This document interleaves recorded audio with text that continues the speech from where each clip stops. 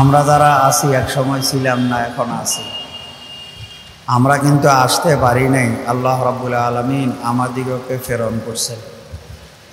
বাবা আদমকে কোরআনে আছে আল্লাহ নিজের হাতেই তৈরি করছেন। এরপরে যেই সন্তানাদির মাধ্যমে দুনিয়াতে মানুষের সিলসিলা জারি আছে, তো এই সন্তানও কিন্তু আল্লাহ দান করে। স্বামী স্ত্রীর মিলন হইলেই সন্তান হয় এমন নয়, বরং আল্লাহ রাব্বুল আলামিন দান করলেই মানুষ দুনিয়াতে আসতে পারে। এটা আল্লাহ রাব্বুল আলামিন আপন কালামে মজিদে এক আয়াতে ইরশাদ করেন এভাবে, ইয়াহাবু লিমান ইয়াশাউ ইনাসা ওয়া ইয়াহাবু লিমান ইয়াশাউ যুকুরা আও ইউযাওবিজুহুম যুকরানা ওয়া ইনাসা ওয়া ইয়াজআলু মান ইয়াশাউ আকিমা। আল্লাহ বলেন, আমি পারিবারিক জীবনে পরিবারগুলোকে 4 ভাগে ভাগ করে রাখছি। কোনো ঘরে শুধু মেয়ে আছে, ছেলে নাই। আবার কোনো ঘরে শুধু মেয়ে আছে, ছেলে আছে, মেয়ে নাই। আবার কোনো ঘরে ছেলে মেয়ে উভয়টা আছে। আবার কোনো ঘরে কিছুই নেই, নিঃসন্তান। তাহলে বোঝা গেল সন্তান চাইলেই পায় না, আল্লাহ রাব্বুল আলামিন দিলে হয়। তাই যে সন্তান আল্লাহ রাব্বুল আলামিন দিলে আমরা পাই, সেই সন্তান নিয়ে আমরা যে খুশি হই, পৃথিবীতে এমন এক বাবাও নাই যারা সন্তান পাইলে খুশি নয়। রাজা রাজপুত্র পাইলে যত খুশি, আমরা গরিব মানুষ যারা বাসায় সন্তান পাইলে তার চেয়ে আরও বেশি খুশি। তো খুশি তো সবাই হয়, কিন্তু সুখী অনেকে হয় না। তো সুখী কেন হয় না? সুখী এই জন্যে হয় না যে আল্লাহ সন্তান দান করে, এই সন্তানটা আমরা লালন করব কার জন্য? তো মানুষ যদি তার সন্তানকে আল্লাহর জন্য লালন করে থাকে, তাহলে বান্দা সন্তান পেয়ে খুশিও হবে এবং সুখীও হইতে পারবে। এখন আমরা আমাদের সন্তানগুলোকে লালন করব কিভাবে এবং কেন? তারা কি করবে? কোরআনে মজিদে আল্লাহ রাব্বুল আলামিন বলেন, আমরা যারা বাবা আছি আমাদের প্রথম কাজ হবে 2টা। ওয়ামুর আলাকা বিসসালাহ ওয়াসতাবির আলাইহা লা নাসআলুকা রিজকা নাহনু নারযুকুকা ওয়াল আকিবাতু লিত্তাকওয়া। আল্লাহ রাব্বুল আলামিন বলেন, হে হাবিব, আপনার পরিবারস্থ অধীনস্থ যারা আছে তাদেরকে নামাজের আদেশ করুন এবং নিজে নামাজ কায়েম করুন। আপনারা রাজা প্রজা, মালিক কর্মচারী, বাপ বেটা সবাই যদি নামাজ আদায় করেন, আমি আল্লাহর কোনো উপকার হয় না, আমার কোনো প্রয়োজন বান্দার দ্বারাই পুরা হয় না। বরং বান্দা যদি নামাজ পড়ে তো আল্লাহ রাব্বুল আলামিন বান্দারই সকল প্রয়োজন পুরা করে দেয়। এই জন্য আল্লাহ বলে, লা নাসআলুকা রিজকা নাহনু নারযুকুকা। হে হাবিব, আমি আপনার যাবতীয় প্রয়োজন পুরা করে দেব। আমার আর আপনারও সকল প্রয়োজন পুরা হবে নামাজের মাধ্যমে। তাই আমাদের ইমানের পরে প্রথম আমল হইল নামাজ। আজকে মাহে রমজান উপলক্ষে এই মাহফিল। রমজান আসলো 2য় স্তরে, প্রথম হইল আমাদের নামাজ। এই নামাজ আল্লাহ রাব্বুল আলামিন 12 মাসে ইবাদত করেছেন। এই নামাজ ফেরেশতার মাধ্যমে আল্লাহ আপন হাবিবের উপরে ফরজ করেন নাই, বরং হাবিবকে আপন কাছে ডেকে নিয়ে এই নামাজটা উপহার হিসাবে দান করেছেন। এই নামাজ আল্লাহ রাব্বুল আলামিন আপন হাবিবকে দিয়ে বলে, ইন্নী ইফতারাস্তু আলা উম্মতিকা 5 সালাওয়াত। হে হাবিব, আমি আপনার উম্মতের উপরে 5 ওয়াক্ত নামাজকে ফরজ করেছি। ওয়াহিদতু লাহু ইনদি আহাদা, এবং আমার জিম্মাতে এক দায়িত্ব রেখেছি। আন্নাহু মান হাফাযা আলাইহিন্না লিওয়াক্তিহিন্না, আপনার উম্মতের যেই বান্দাবান্দি সময় মতো এই 5 ওয়াক্ত নামাজকে আদায় করবে, আদখালতুল জান্নাতা ফি আহাদি, আমি আল্লাহ আপন জিম্মাতে তাকে জান্নাতে পৌঁছিয়ে দেব। তাই নামাজ হইল বেহেশতের চাবি। আর সলাতু মিফতাহুল জান্নাহ, নামাজ বেহেশতের চাবি। এই তালাবদ্ধ বেহেশতে আমরা যদি যেতে হয় তাহলে অবশ্যই আমাদের চাবি লাগবে তালা খুলতে। আর ওই তালার চাবি হলো নামাজ। এই নামাজ যে পড়বে না, আল্লাহ রাব্বুল আলামিন তার বেহেশতের জিম্মাদারি আল্লাহর নিকটে থাকবে না। তো এই নামাজ আমরা পড়ব। কেমনে পড়ব? 5 ওয়াক্ত নামাজ সময় মতো।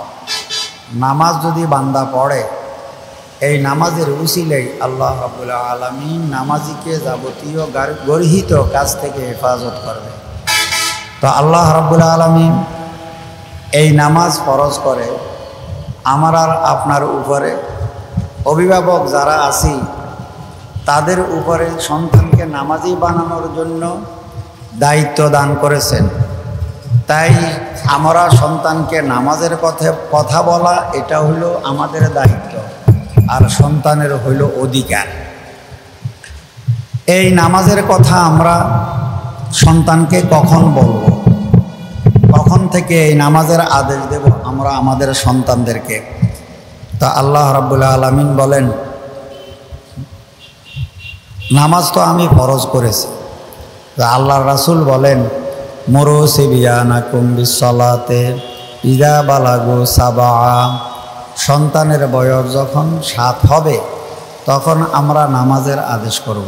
বলেন ক বছর বয়সে? 7। তাই সন্তানের জন্মবার্ষিকী, জন্ম তারিখ বাবা মা লিখে রাখা এটা বাবা মার উপরে ফরজ। তা না হইলে আমার সন্তানের যে 7 বছর হয়েছে এটা আমি জানবো কীভাবে? এজন্য জন্ম তারিখ জানা থাকতে হয় বাবা মার। জন্মের সাথে ইসলামের কিছু আহকামের সম্পর্ক আছে। তো এই 7 বছর বয়সে নামাজের আদেশ করব। আর 10 বছর বয়সে আপন সন্তানকে আল্লাহর হাবিব বলেন তোমরা শাসন করবে, শাসন। তাহলে বোঝা গেল আমার সন্তান 7, 8, 9 এই 3 বছরের ভিতরে প্রত্যেকটা বাবা মা অভিভাবক তার সন্তানকে ইসলামের প্রাথমিক জ্ঞান দেবে। এই জ্ঞান দিতে যেন কোনো অবস্থাতে কোনো বাবা মা ভুল না করে। এই 3 বছরের ভিতরে জ্ঞান পাবে। 10-এ গেলে নামাজের জন্য শাসন হবে, তার আগে তার নামাজের প্রশিক্ষণ হয়ে যাবে। এখন আল্লাহ শকর, বাংলাদেশে নুরানি শিক্ষা নামে যে শিক্ষা ব্যবস্থা চলমান, এই শিক্ষা ব্যবস্থায় কারো সন্তান যদি 3 বছর লেখাপড়া করে তাহলে সে শুধু নামাজি হবে তা না, সে ইমাম হয়ে বের হয়ে আসবে। এটা আমি মুসলমান হিসাবে, আমি বাবা হিসাবে আমার উপরে দায়িত্ব, সন্তানের কিন্তু অধিকার। মনে রাখবেন, দায়িত্ববান যদি দায়িত্বে অবহেলা করে তাহলে অধিকার ভোগী অধিকার থেকে বঞ্চিত হয়। তাই অধিকার ভোগী হয় বাদী, দায়িত্ববান হয়ে যাবে আসামি। এই কাজ আমরা যদি এ সময়ে না করি তাহলে বাবা হিসাবে আমরা আল্লাহর দরবারে সন্তান বাদী হয়ে আমার আর আপনার বিরুদ্ধে মামলা দেবে। এখন প্রশ্ন হইল 7 বছর বয়সে নামাজের আদেশের কথা কেন আসলো? এর আগেও তো আমরা বলতে পারি, কিন্তু আমার উপরে দায়িত্ব নাই এর আগে বলার। কেন?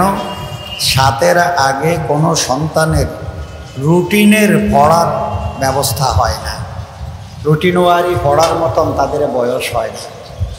7-এর আগে সন্তানের মেমোরিতে যা পড়ে এটা থাকে না। এজন্য স্বাভাবিকভাবে মানুষ 3-4 বছরের কোনো স্মৃতিচারণ করতে পারবে না। 6 ফুরে গেলে তখন যা দেখব, যা বলবো, যা করব এগুলো আমরা পরবর্তী জীবনে বলতে পারি এবং আমার স্মৃতিতে রাখতে পারি। এজন্য কোনো বাবা মা বর্তমানে সন্তানের উপরে জুলুম করে। 3 বছর 4 বছরের ছেলেরে রুটিনের পড়ার বাধ্য করে, এতে তাদের মেধা নষ্ট হবে। এটার বিধান নাই। দেখেন, আগে ব্রিটিশের আমলে মেট্রিকের সার্টিফিকেট হইতো 16 বছরে মেট্রিকের সার্টিফিকেট। ওরা কিন্তু ওদের থেকে করে নাই। আজকেও বিজাতি হাদিসের উপরে, রাসূলের বাণীর উপরে গবেষণা করে, প্রকাশ করে, তাদের মতো করে, কিন্তু তাদের গবেষণার মূল হইল কোরআন, হাদিস, রাসূলের বাণী। যেহেতু আল্লাহর হাবিব বলছে 6 পুরাইলে আনুষ্ঠানিক পড়া, তাই 6 + 10 ক্লাস 10 16 হয়ে গেল। এখন প্রশ্ন হইল, এর আগে যদি আমরা অতি উৎসাহী 4 বছর বয়সে রুটিনের পড়া দিই বাচ্চারে, তাহলে বাচ্চা তার মস্তিষ্কে এই পড়া নেওয়ার রুটিনের সেই ক্ষমতা রাখে না। এই জন্যই আজকে শিক্ষিতের নামের মূর্খ তৈরি হইতেছে। এদের মেধা নাই, এদের বুদ্ধি নাই, কারণ এদের শিক্ষা সময় মতো হয় নাই। এর আগে পড়ালেখার উপরে বাড়াবাড়ি করলে বাচ্চা পড়ার ভীতি তৈরি হয়। এজন্য আমরা কখনো 6-এর আগে বাচ্চার উপরে পড়ালেখার চাপ দেব না। হ্যাঁ, কোলে থাকে, সাথে করে, কিছু বলা যেতে পারে, কিন্তু রুটিনের পড়া ওরা পড়বে না। ভার ওজনে যেমন মেরুদণ্ডের শক্তি লাগে, ঠিক লেখাপড়া নেওয়ার জন্য, জ্ঞানের জন্য মস্তিষ্কের শক্তি প্রয়োজন হয়। যাই হোক, এটা প্রসঙ্গ বললাম। এরপরে করব কি, 10-এর পরে আল্লাহর রাসূল বলে সন্তানকে নামাজের জন্য শাসন করবে। এখন শাসন করবে, বাবা না পড়ে কেমন? বাবা পড়তে হবে না? এই জন্যই আল্লাহ রাব্বুল আলামিন বলে দিলেন, ওয়ামুর আহলাকা বিসসালাহ ওয়াসতাবির আলাইহা। হে হাবিব, অধীনস্থকে নামাজের কথা বলুন, পরিবারস্থ যারা আছে তাদেরকে নামাজের কথা বলুন এবং নিজে নামাজ কায়েম করুন। তো এই উম্মতেরও কাজ হলো এটা, আমরা পড়ব, সন্তানকে বলবো। তো 10-এর পরে সন্তানকে প্রয়োজনে মারব, নামাজ কিন্তু তোমাকে পড়তে হবে। সব কিছুর ছাড় দেব, কিন্তু আমি বাবা তোমার নামাজে ছাড় দেব না, নামাজে আমি ছাড় দেব না। ফলে আপনার কী লাভ হবে? আল্লাহ রাব্বুল আলামিন বলেন, তোমাদের ইহকাল পরকাল সকল কালের যত প্রয়োজন, সব প্রয়োজন কিন্তু পুরা হয়ে যাবে। আসেন, আমি 2টা কথা বলবো। আমার সন্তান নিয়ে ইহকালের জীবনে প্রথম প্রয়োজন হইল, আমার সন্তানকে আমি মানুষ বানাবো। কি বানাবো? না, ডাক্তার বানানো এক জিনিস, মানুষ বানানো আরেক জিনিস। ইঞ্জিনিয়ার বানানো এক জিনিস, মানুষ বানানো আরেক জিনিস। আমরা এখন অনেক কিছু বানাই আমার সন্তানকে, কিন্তু মানুষ বানাইতে পারি না। তো মানুষ যদি না বানাই, তো কি বানাইলাম তাহলে? এই মানুষ হবে এই 2 কাম যদি অভিভাবক এবং সন্তান করে। কেমনে মানুষ হবে? কথাটা বললে আপনাদের বুঝে আসবে। দেখেন, পৃথিবীতে যত প্রাণী আছে, সব প্রাণীর 2টা বৈশিষ্ট্য আছে। এক হলো সব প্রাণী জন্মসূত্রে সবল। 2, প্রত্যেকটা প্রাণী জন্মসূত্রে বুদ্ধিমান, জ্ঞানী। এরা শক্তিও রাখে, বুদ্ধিও থাকে। যেমন গরুর বাচ্চা যদি আজকে আপনার গোয়াল ঘরে রাত্র 12টাতে কি জন্ম নেয়, দরজা যদি খোলা থাকে, সকালবেলায় দেখব রাস্তাতে ওরা দৌড়াদৌড়ি করে। শক্তি আছে না নাই? মর্গের বাচ্চা ডিম থেকে যদি ফুটে, খাঁচা থেকে নামাইতে দেরি হইলে লাফাই পড়ে যাবে। শক্তি আছে না নাই? আছে। সব প্রাণী জন্মসূত্রে শক্তি নিয়ে দুনিয়াতে আসে, কিন্তু কোরআন বলে বনি আদম তার ব্যতিক্রম। মানব সন্তান জন্মসূত্রে দুর্বল। ঠিক নি কথা কর না? হ্যাঁ, এই হলো 1। 2, প্রত্যেকটা প্রাণী জন্মসূত্রে বুদ্ধিমান। মর্গের বাচ্চারে আপনি দুলে আর খুদে মিলেই দেন, দেখবেন দুল খাবে না, খুদ খাবে। বুদ্ধি আছে না নাই? হ্যাঁ, মুরগি যদি আকাশে চিল উড়ে, তাহলে সাইরেন বাজায় বিপদ সংকেত। ছোট্ট আজকের একদিনের ফুটন্ত বাচ্চা বুঝেনি, বিপদ বুঝেনি, বোঝা গেল বুদ্ধি আছে। কিরকম বুঝে আপনারা অবাক হবেন। আমি কিন্তু আমার বাসায় শখ করে মোরগ পাইতাম এক সময়, আর অনেক ব্যস্ত, এটা আমার একটা শখ ছিল। আমি লক্ষ্য করছি কি, যখন মুরগি সিল দেখলে ডাক দেয়, বিপদ সংকেত বাজায়, তো ওই ছাগুলা কিন্তু ছড়িয়ে ছিটিয়ে থাকে, কিছু মায়ের খুব কাছে, কিছু থাকে দূর দূরে।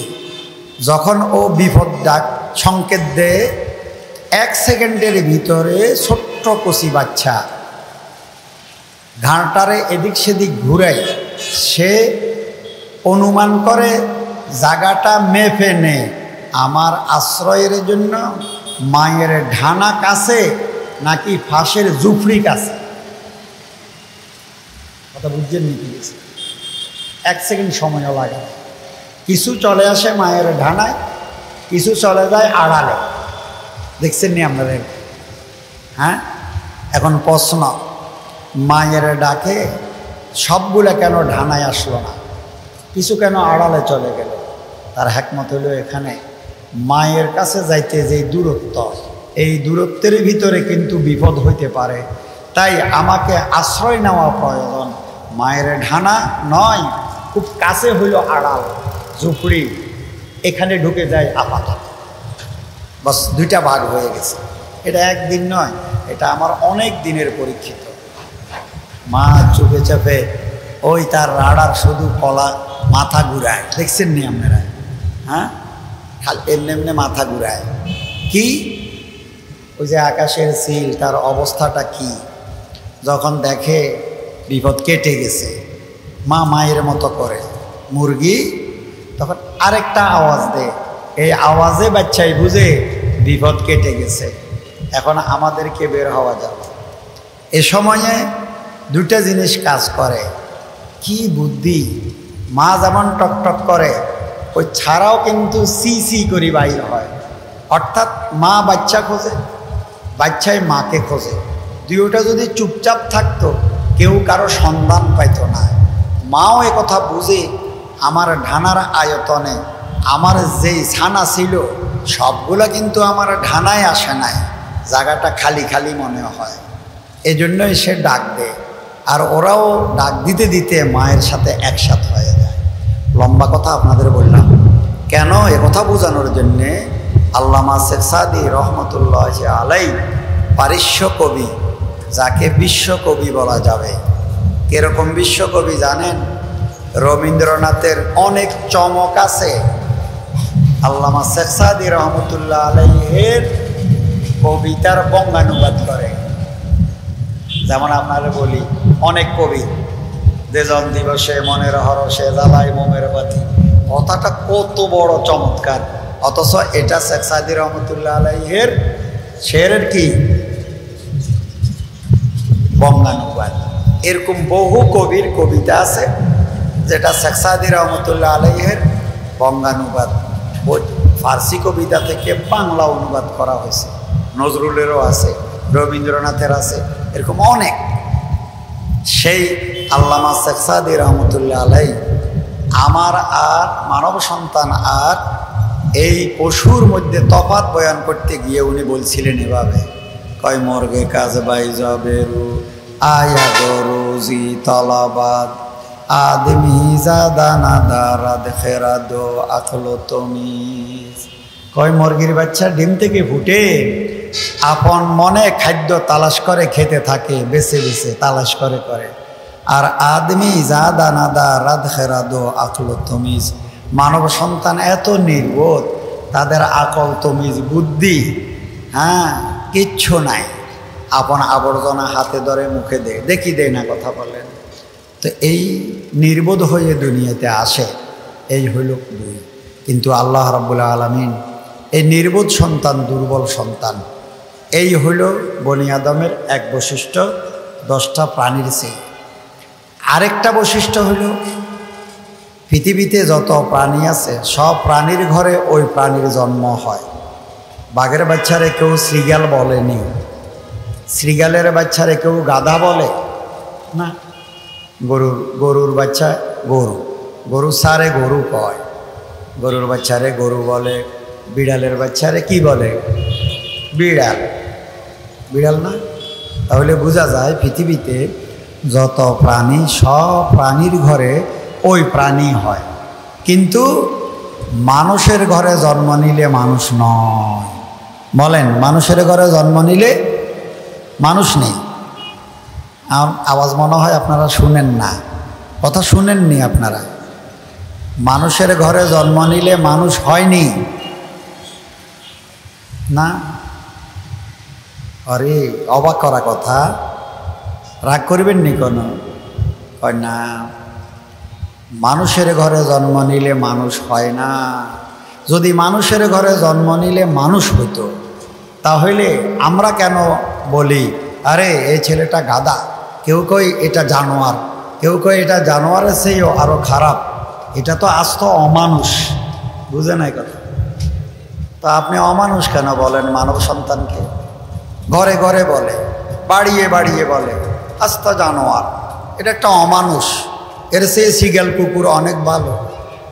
আপনাদের এই বলা কোয়াই প্রমাণ করে, আপনাদের বলা কোয়াই প্রমাণ করে মানবকুলে জন্ম নিলে মানুষ হয় না। মিয়া বাড়ির ছেলে মিয়া হবে না, সদরি বাড়ির ছেলে ভদ্র হবে না। সন্তানের মানুষ বানাইলে মানুষ হবে। তাই গরুরে গরু বানান লাগে না, গরুর ঘরে জন্মিলে গরু হয়, কিন্তু মানুষের ঘরে জন্মিত সন্তানের মানুষ বানাইলে মানুষ হয়, শুধু জন্মসূত্রে মানুষ নয়।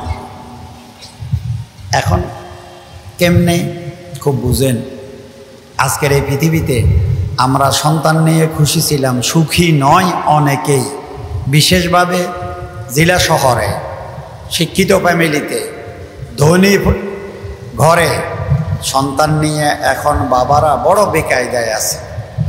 জন্ম দিয়ে লালন করে খুশি, কিন্তু এখন সুখী নয়। অথচ আল্লাহ রাব্বুল আলামিন কালামে মজিদে বলে কেন সন্তান নিয়ে খুশি হবে আর সুখী হবে না কেন? সম্পদ নিয়ে খুশি হবে, সুখী হবে না কেন? সুখী হওয়ার কথা তো হয় না কেন? ওই কথাগুলোই একটু কথা আমি বলবো আপনাদের। এখন মানুষ বানাইলে মানুষ হয়, তো এখন মানুষ কেমনে বানায়? তো আল্লাহ রাব্বুল আলামিন কালাম মজিদে বলে আর রহমান আল্লামাল কোরআন খালাকাল ইনসান আল্লামাহুল বায়ান। আর রহমান আল্লামাল কোরআন, রহমানে কোরআন শিখায়। বলেন কি শিখায়? কোরআন শিখায়। এরপরে বলে খালাকাল ইনসান, ওই কোরআনের আলোকে মানুষ বানায়। কি মানুষ? জন্মসূত্রের না, গুণের মানুষ। বলেন কি মানুষ? হ্যাঁ, গুণের মানুষ বানায় কোরআনের মাধ্যমে। তাই মানুষের জীবনের জন্য কোরআনের প্রয়োজন। কোরআন শূন্য জীবনের কোনো মূল্য নাই। ইনশাল্লাহ বুঝে আসবে। আমাদের ওস্তাদ মোহতারাম বলতেন, কয় মানুষ অক্সিজেনের প্রয়োজন বুঝে। অক্সিজেন যদি না হয় একটা মানুষ মরে যাবে, কিন্তু এ কথা বুঝে না অক্সিজেন নিয়ে যেই জীবন পেলাম ওই জীবনের জন্যে কোরআনের প্রয়োজন অক্সিজেনের চেয়েও আরো বেশি। কেন? অক্সিজেন না থাকলে মরে যাব, তো মরতে তো একদিন এমনিই হবে। তো আজকে না হয় মৃত্যুটা অক্সিজেনের অভাবে হয়ে গেল, নাকি? মরা তো একদিন লাগবে। কিন্তু কোরআন না হইলে ইহকাল পরকাল দোনোকাল ধ্বংস হয়ে যাবে। অক্সিজেন না হইলে দুনিয়ার জীবনের ইতি হবে, পরকাল তো নষ্ট হইল না। কিন্তু কোরআন না হইলে দুনিয়ার জীবনও ধ্বংস হবে, পরকালও নষ্ট হয়ে যাবে। এই কোরআন অক্সিজেনের চেয়েও বেশি প্রয়োজন। এটা যদি আমরা বলি তো একজন মানুষও বলবো এরা আদি যুগের মানুষ, বিজ্ঞানের যুগে এই কথাগুলো মানানসই নয়। কথা ঠিক নেই? আসেন, বিজ্ঞানের যুগে যে এটা আরও বেশি দরকার, এটার প্রমাণ কোরআনের এক আয়াতে আছে। কোরআনের আয়াতে বলে মানুষ হইল 10টা প্রাণীর মতন। বলে প্রাণীর মতন, আমরা জন্মসূত্রে 10টা প্রাণীর মতন। কিরকম? হয় গরু এক প্রাণী, ঠিক আছে না ভাই? তো আমরাও একটা প্রাণী। গরুর যেমন ক্ষুধা লাগলে পানি লাগে, খাদ্য লাগে, পিপাসায় কি লাগে? পানি লাগে, আবার তার জৈবিক চাহিদা লাগে। তো এটাও তো আমাদের লাগে। তো একটা প্রাণীর যা যা প্রয়োজন, আমরা মানুষেরও তার চেয়ে প্রয়োজন অন্য কিছু না, ওইটাই। তাই মনে রাখবা, এই মানব সন্তান প্রথম পশু স্তরে থাকে। এই পশু স্তরে মানুষের অবস্থা হবে। এই পশু স্তরে যদি তাকে ছেড়ে দাও কোরআন শূন্য জীবন দিয়ে, তাহলে ধীরে ধীরে ধীরে ধীরে সে পশু থেকে আরো অদম হয়ে যাবে, অদম হয়ে যাবে। এরা কারা?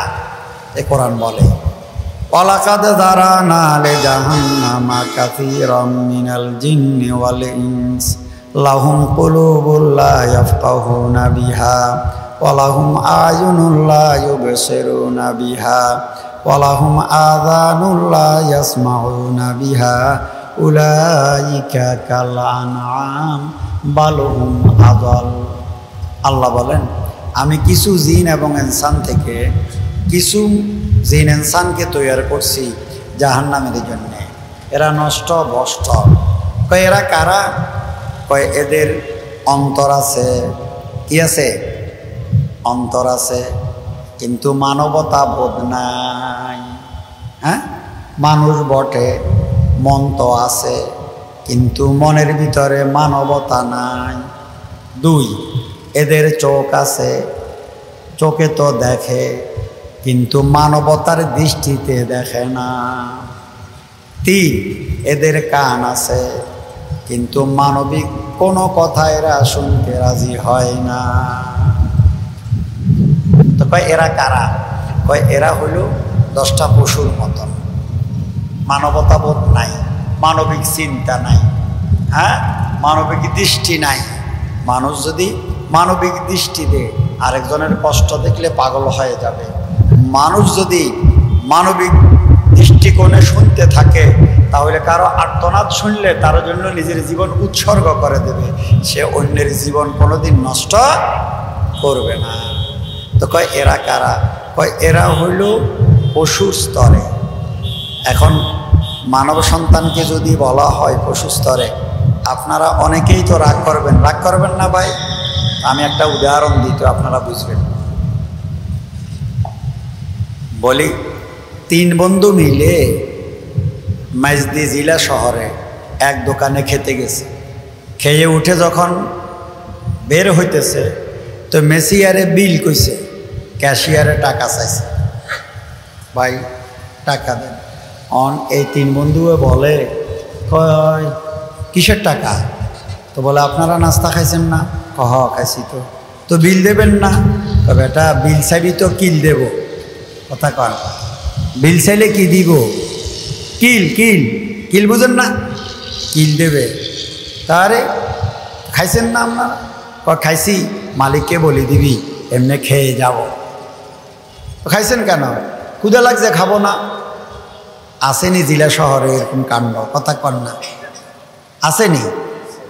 হ্যাঁ, তো এরা খায় বের হয়ে যায়, বাকিওয়ালারা চেয়ে থাকে, কোনো কথা বলার সাহস নাই। গাছের ডাব কেটে খায়, আমোদ করে। মালিক চোখ তুলে যখন এদেরকে দেখে, সাহস করে না কিছু বলতে। আছে না নাই?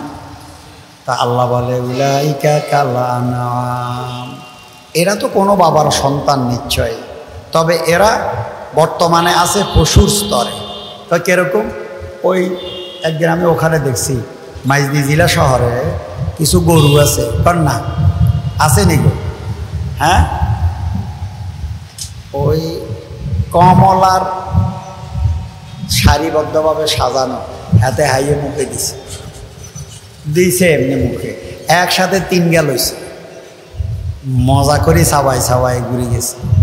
তখন এই গরুর যদি জিজ্ঞাসা করেন, এই তুমি ওর কমলা খাইলা যে?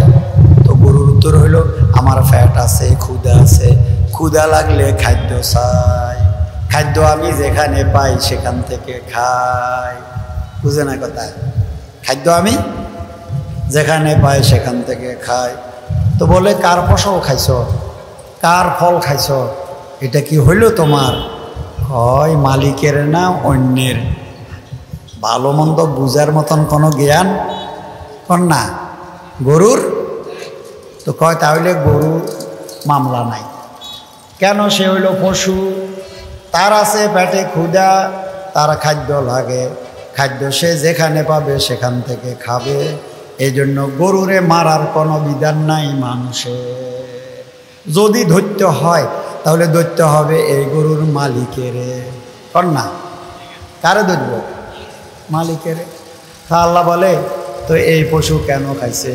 কয় পেটে ক্ষুধা আছে। কয় কার খাইছে? কয় প্রশ্ন করা যাবে না তারে। তো কয় তো মানব সন্তানও তো এমনই হয়েছে। কয় খাইছে কেন? ক্ষুধা লাগছে। তো কার খাইছে? কয় এটা বলা যাবে না। এক না এক নয় কথা কর না। এখন এই সন্তানের যদি অমানুষ বলে, ও ভাই এই সন্তানের শুধু অসম্মানই হবে তা না, এই সন্তানের বাবা কিন্তু তার দায়ভার নিতে হবে। ওই গরু যেমন এই লোকের সম্পদ হানি, ফসল নষ্ট করার কারণে যদি খেসারত দেওয়া লাগে, ঠিক সন্তান এটার বাবা আসামি হবে। দুনিয়ার বুকে হোক না হোক আল্লাহ রাব্বুল আলামিনের দরবারে আসামি হয়ে যাবে।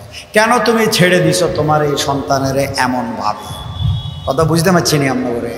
আচ্ছা এরপরে কি হবে? কয় এই সন্তান বালুহুম আদাল, পশু থেকেও আরো নিকৃষ্ট হয়ে যাবে। এখন মানব সন্তান পশু থেকে নিকৃষ্ট কেমনে হয় এটা আমাকে বুঝতে হবে। কয় কেমনে? এরে ভাই আপনার সিগালে গরুর মর্গের খড়ে হামলা দিয়ে মরক খাবে, খায়নি? মাঝে মাঝে খায় না?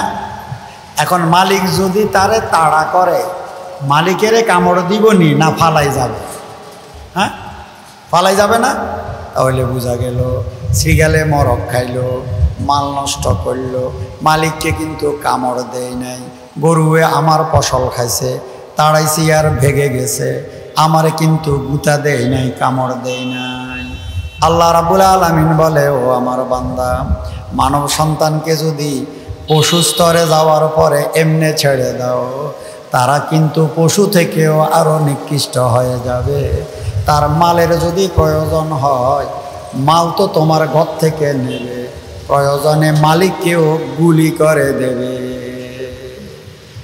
সে ইজ্জতও নেবে, জীবনও নেবে, ঠিক না বে ঠিক?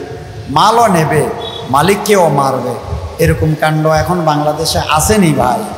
তাহলে বোঝা গেল আমার সন্তান অমানুষ কেন হইল, মানুষ অমানুষ তাকে কেন বলে। এ কথাটাই কোরআন বলছে। সার কথা, কোরআন মানুষকে মানুষ বানায়।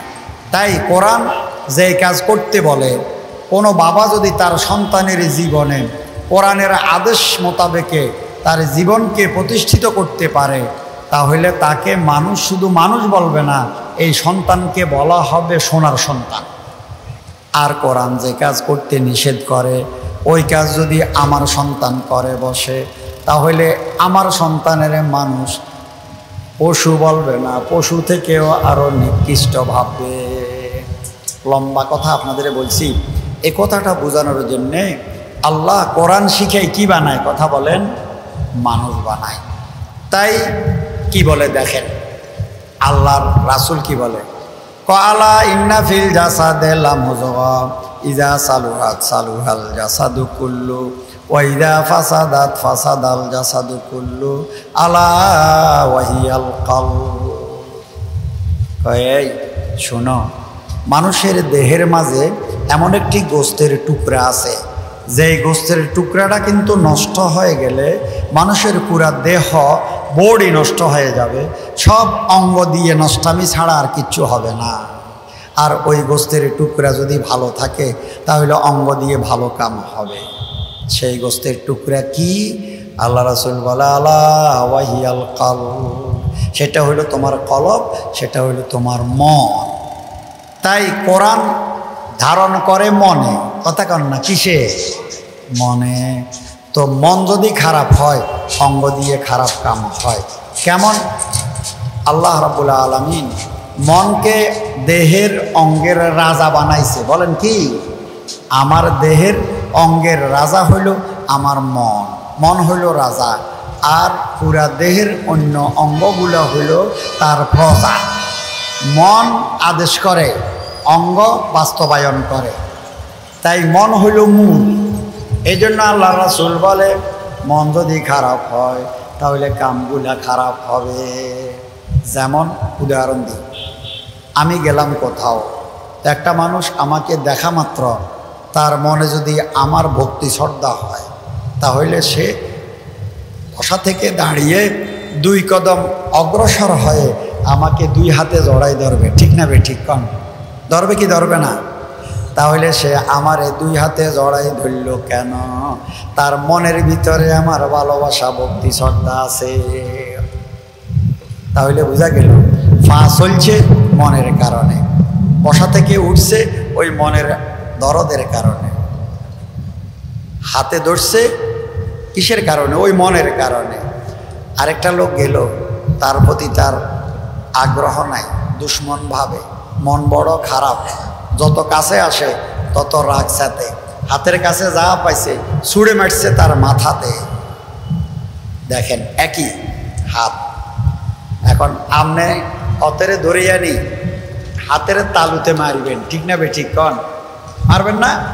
পায়ের তালু, হাতের তালু মানুষের সাজা দে, শুনছি বলে রিমান্ডে নিলে হাতের তালু পায়ের তালুতে কষাই মারে, বুঝে না কথা? তো পায়ের তালুতে মারে কা? ওই ফাঁসে যায়, হাঁটে যে,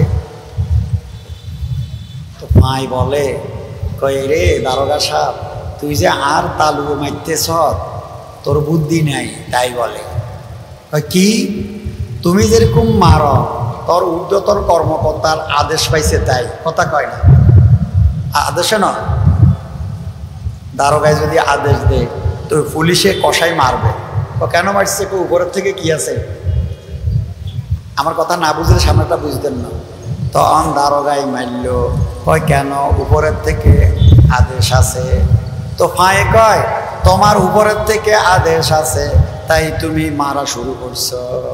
তো তুমি এটা বুঝবে না, আমিও তো যেই লোকের পা তার মনের কর্মচারী, তার মনে আমারে কয় চলতে, তাই তো আমি চলি। না বুঝেন না কথাটা? আমি হাত কি দোষ? ওই যারে ভালোবাসে সে বলে তারে আদর করে জড়াই নে, ওই তার মনে যারে দেখতে পারে না আমারে আদেশ করে হাতের কাছে যা পাই, ঝাড়ু পাইলে ঝাড়ু দি, বাড়ি দে। তাহলে বোঝা গেল কন্যা হাত কি কর্মচারী না? আদেশের গোলাম না? বলেন না গো? হাত আদেশের গোলাম। তো জেনে যেতেন মারে এতেন তো আদেশের গোলাম। তো আতে কয় আমিও তো আদেশের গোলাম। তাহলে দোষটা কোথায়? কয় দোষটা হইল এ বেড়ার মনের ভিতরে। কিসের ভিতরে? তাই ভারত যদি ওই মনেরে মারো, মনেরে, কারণ হুকুমের আসামি আছে। এই মিয়া জানেননি ওরে হুকুমের আসামি আসেনি? হ্যাঁ, মূল আসামি যেমন আসামি, হুকুম দিছে কে তেও আসামি। এই মনটা হইল মানুষের হুকুমের আসামি। এই জগতের আদালতে এই আসামিরে কেউ ধরতে পারে না, কথা কন না? পারেনি ভাই, পারে না। তো আল্লাহ রাসূল কি বলে দেখেন, এরে যত অপরাধ সব অপরাধের উৎস হইল মন। তাই মনকে সুন্দর করো, অঙ্গ সুন্দর হয়ে যাবে। মন খারাপ হবে, অঙ্গ দিয়ে ভালো করার কোনো সুযোগ পাবে না। এই জন্য বলে আলা ইন্না ফিল জাসাদে লামুযগা ইদা সালুহাত সালুহাল জাসাদু কুল্লু ওয়া ইদা ফাসাদাত ফাসাদাল জাসাদু কুল্লু আলা ওয়াহিয়াল কলব। আমার এই কথা বুঝছেন নি আপনারা? আচ্ছা, এখন আরেকটা হাদিস শুনেন। এরপরে আল্লাহ রাসূল বলে বোঝা গেল, তোমরাও বুঝে আসছে, ভালো মন্দ সব কিছু মনের উপরে নির্ভরশীল। মন হইল মূল, এটাই হইল মূল মূল মূল মূল মূল। তাই আল্লাহ রাসূল কি বলে, কালা ইন্নাল কুলুবা তাসদাউ কামা ইয়াসদাউল হাদিদু ইযা সাবাহুল মা। আমার সাহাবারা, আলা এটা হইল সাইরেন। সাইরেন বুঝেননি? ওই যে বিপদের সময় সাইরেন বাজানা। সাইরেন কেন বাজায়? সতর্ক করার জন্য। মানে যারা অচেতন অবস্থায় ওই 10 নম্বর সিগন্যাল সাইরেন বাজছে, অর্থাৎ অচেতন মানুষের সচেতন করে। আত্মরক্ষার্থে তোমাকে প্রস্তুতি নিতে হবে, নাকি? এ নয়নি সাইরেনের কাম। তো আরবি ভাষায় আলা শব্দটা হলো সাইরেন। তো আল্লাহ রাসূল কি বলে, আলা মানে তোমরা একটু মনোযোগী হও, সামনে কি কথা বলি। ইন্নাল কুলুবা তাসদাউ কামা ইয়াসদাউল হাদিদু ইযা সাবাহুল মা। বারের মাইকগুলা বন্ধ করে দিলে হইতো, আমি 10টা মিনিট কথা বলব। বারের মাইক বন্ধ করে দিন, আপনারা বসেন।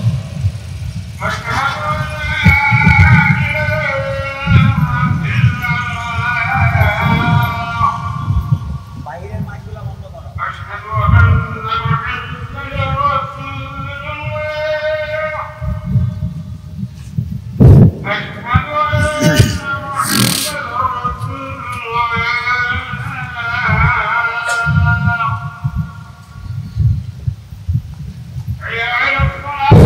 এখানে তো চলেনি, এখানে আর মিয়া সেট করবে, এখানে ও সাউন্ড বক্স দাও লাগার 1 সেকেন্ড। শুনেননি আপনারা? আজান শেষ হয়েছে।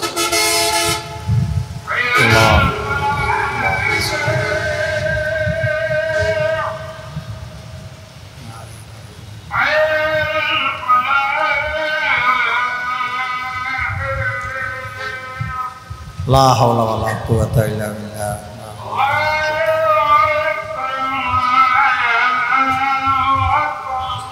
আল্লাহু আকবার, আল্লাহু আকবার।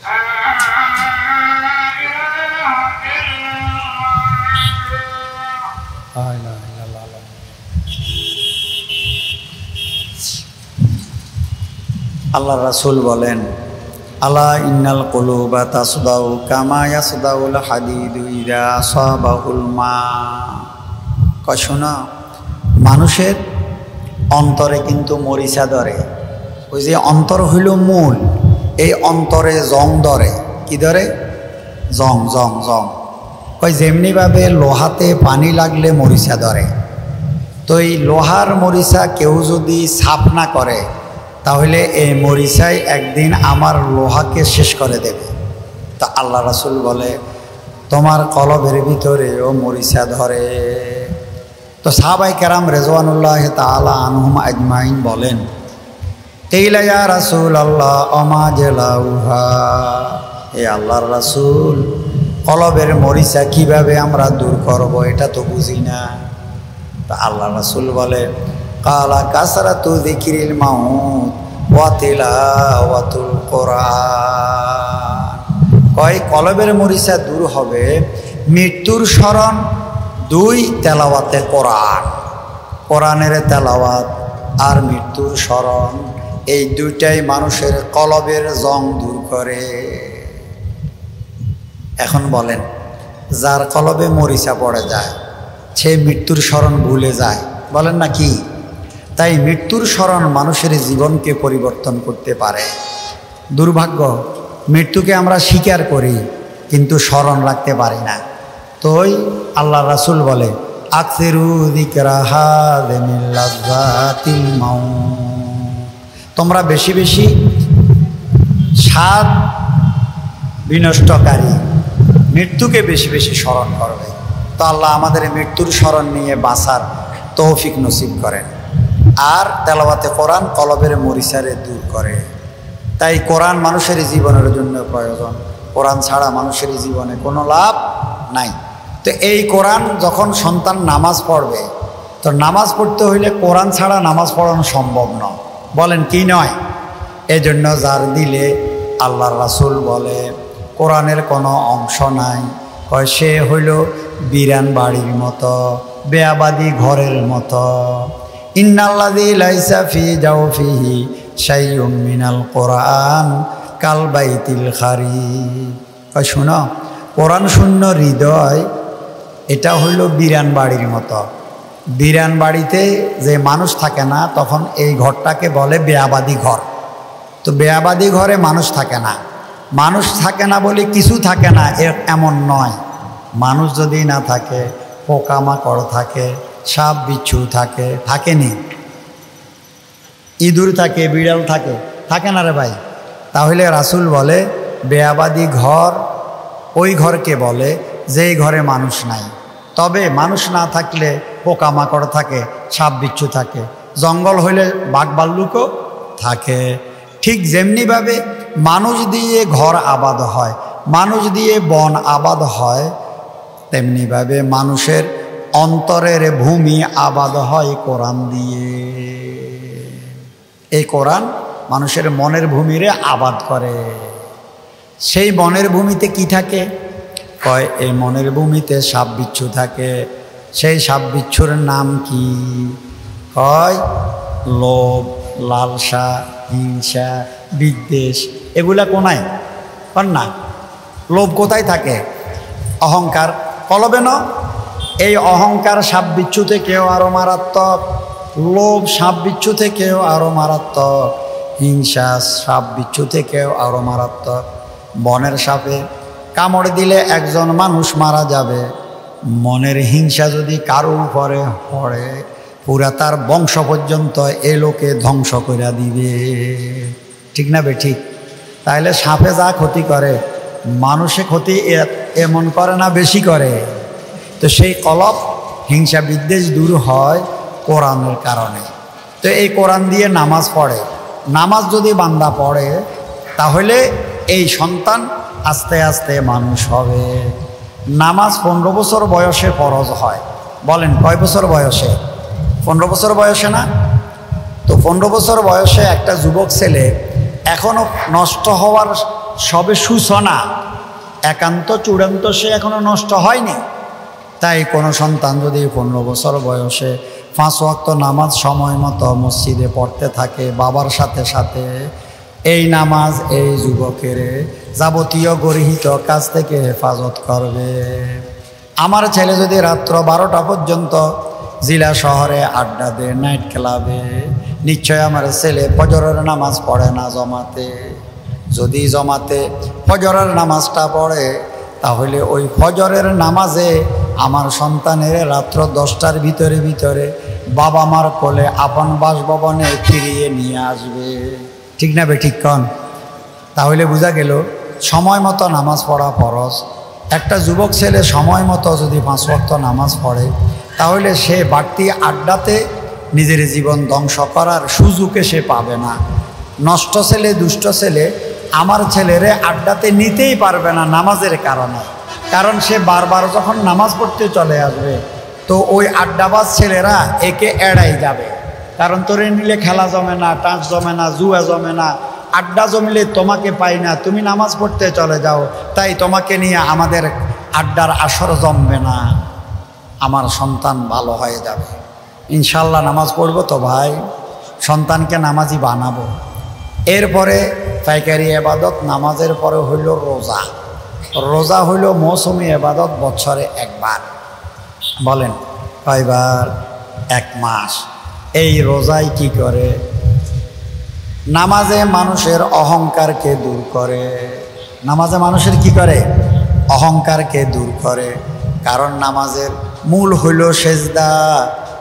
টান টান সিনা নিয়ে অহংকারী মানুষের দাঁড় করিয়ে আখের আল্লাহু আকবার বলে আল্লাহর বড়ত্বের স্বীকৃতি দিয়ে একেবারে মাটিতে নাকে খত দিয়ে আমি বড় নয়, বড় আল্লাহ, এই অনুশীলন করাইতে থাকে।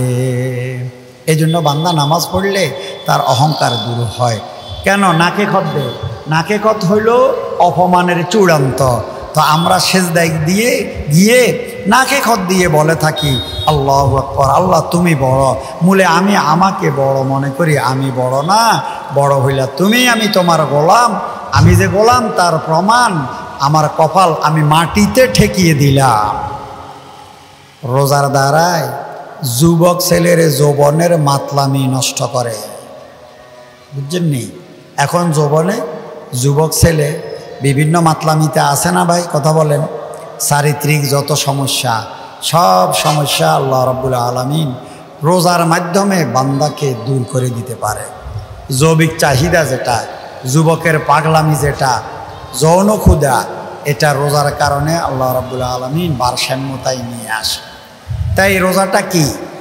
রোজা হইল ফানাহার ত্যাগ করবে, খাবে না, পান করবে না। যদি কারো বৈধ স্ত্রী থাকে, স্ত্রীর সাথে মিলামেশা করবে না। তাহলে 3 কাম, রোজা রেখে আমি খাই না, রোজা রেখে আমি পান করি না, রোজা রেখে হালাল বিবি থাকলে বিবির কাছে আমি যাই না। এখন যুবক ছেলে তার জীবনটা শোধরাই গেল কিভাবে? এই রোজাদার রোজাতে দিনের বেলায় খায় না, তার অর্থ কি খানা তার ঘরে আসে না? বলেন না, আছে। তো খায় না কেন? সে এজন্য খায় না, আমার আল্লাহর নিষেধ আছে, পিপাসা আছে, পানীয় আছে, পান করে না কেন? আল্লাহর নিষেধ আছে। এই 1 মাস বান্দা রোজা রেখে পানাহারের ভিতরে আল্লাহর ধ্যান করতে থাকে। আল্লাহর আদেশ ছাড়া খাবো না, আল্লাহর আদেশ ছাড়া পান করব না, যেখানে আল্লাহর আদেশ নাই সেটা আমি খাবো না, যেই পানীয় আল্লাহর আদেশ নাই ওই পানীয় আমি পান করব না। এই 2টা হয়ে গেল না? এখন বলেন, আমার ছেলে এখন হারাম থেকে বেঁচে যাবে। আমি তো ওই বান্দা যে রোজা রাখছি, ঘরে হালাল খাবার ছিল, পেটে ক্ষুধা ছিল, আল্লাহর আদেশ ছিল না, হালাল খাবারও আমি খাই নাই, সুতরাং হারাম তো আমি খাইতেই পারি না। এই শিক্ষা আসবে। এরপরে এই সন্তানটার শিক্ষা আসবে, আমার কলিজা আছে, পিপাসা আছে, ঘরে শরবত আছে, পানীয় আছে, আমি দিনের বেলায় খাই নাই, আমার আল্লাহর নিষেধ আছে। যে আল্লাহর নিষেধে আমার হালাল খাবার, হালাল পানীয় আমি পান করি নাই, সেই আল্লাহর নিষেধ অগ্রাহ্য করে আমি সুরা কেমনে খাবো, মদ কেমনে খাবো? এটা তো হারাম। তো যুবক যদি হালালকে বর্জন করে, হারাম থেকে বর্জনের এক শক্তি সে অর্জন করে। আমি কথা বুঝতে পারছি না? এই গেল নেই খাদ্য পানীয়তে হারাম নাই, তো তাহলে তো আর কোনো ঝামেলা নাই সারা দুনিয়াতে। 2 নম্বর ঝামেলা যুবকের যৌন ক্ষুধা। তো রোজার মাসে রোজা রেখে এই যৌবনের রোজা তারে শিক্ষা দে, এরে যুবক, ঘরে যদি হালাল ভিডিও থাকে, আল্লাহর নিষেধ এ সময়ে তার কাছে যাওয়া যাবে না। তাহলে আমি আমার হালাল বিবিরে বর্জন করলাম আল্লাহর নিষেধের কারণে, হারামের দিকে আমি চোখ তুলে কিভাবে দেখব? এই সাহস তো এই যুবকের হবে না। তাহলে মা বোনের যে ইজ্জত নষ্ট হয়, যুবক যুবতীর চরিত্র নষ্ট হয়, রোজা যুবক যুবতীর চরিত্রকে কন্ট্রোল করে। বলেন, প্রজন্মের যদি চরিত্র কন্ট্রোল হয়ে যায়, তাহলে এই সন্তান তো সন্তান না, সোনার সন্তান হয়ে যায়। চরিত্র নষ্ট হইলে না অমানুষ বলে, চরিত্র যদি ঠিক থাকে তাহলে তো সোনার ছেলে বলবে। কথা বুঝতে পারছি কিনা? তো আল্লাহ কোরআন দিয়েছেন মানুষের মানুষ বানানোর জন্য। এরপরে ইমানের পরে 2টা আমল দান করেছেন, এক হইল নামাজ, আরেক হইল রোজা। নামাজ 12 মাসে ইবাদত, সর্ব অবস্থাতে চলবে। রোজা বছরে একবার। এই 2টার ভিতরে আমাদের কোনো অবস্থাতে যেন ত্রুটি না হয়, আমরা এ বাবতে সচেতন থাকবো ইনশাআল্লাহ। তো সন্তান নিয়ে আমরা খুশি, আমরা সুখী হইতে পারবো আমার সন্তান যদি আল্লাহকে মেনে চলে। আল্লাহ সন্তান দান করেছে, আল্লাহর জন্য সন্তান লালন হবে। আল্লাহর জন্য সন্তান যদি বান্দা লালন করে, তো এই সন্তানে তার বাবা মাকে আল্লাহর আদেশে বুড়াকালে সেবা দিয়ে দাফন করে দেবে। আজকের এই পৃথিবীতে বৃদ্ধাশ্রমে বাবারা আছে, জানেননি আপনারা? এই বৃদ্ধাশ্রমে বাবা আছে, জানেননি? আরে বিজাতির দেশে তো আছেই আছে, বাংলাদেশেও এখন বৃদ্ধাশ্রমে বাবারা চলে গেছে বাসভবন ছেড়ে। কেন? ওদের সন্তানের কপালে সেজদা নাই।